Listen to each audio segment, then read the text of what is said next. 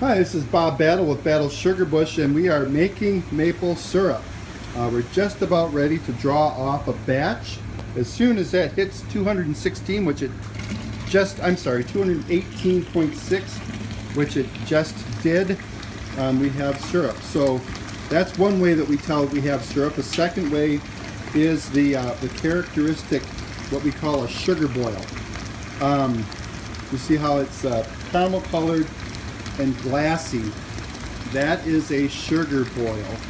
That is the end of our thermometer. It just went below the 218.6, so I'm going to turn the valve off.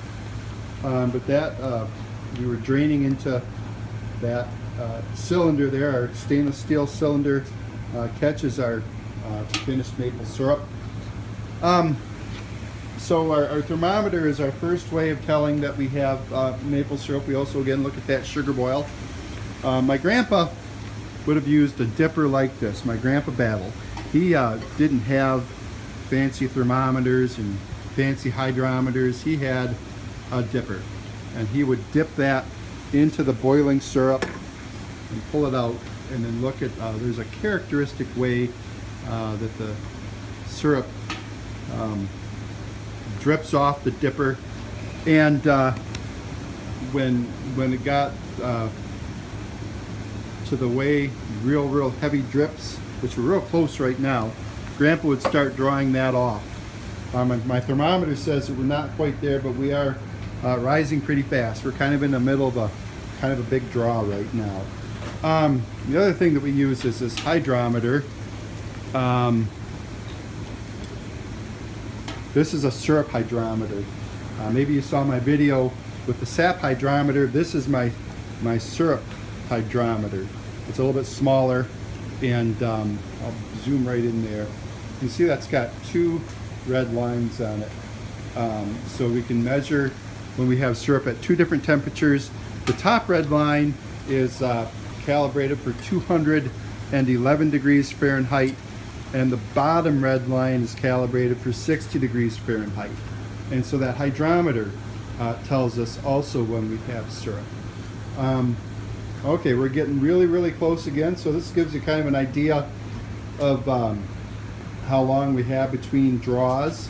We're getting real close to that 218.6, and there we are. We will turn our valve back on, and we are again finishing some syrup.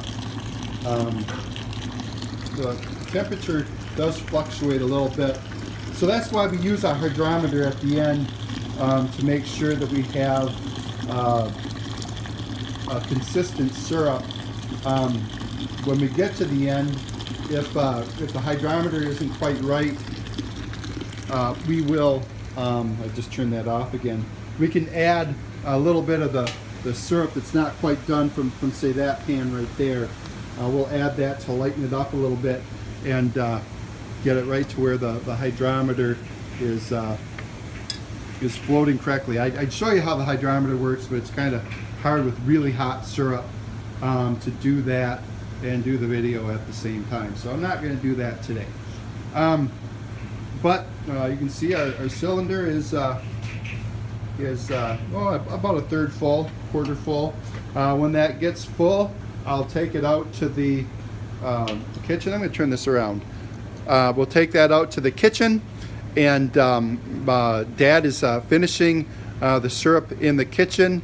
He's filtering it and canning it, and that is how you make maple syrup. So I'm glad that you were able to watch my video. I hope you enjoyed it, and I hope you learned a little bit. Thank you, and have a great day.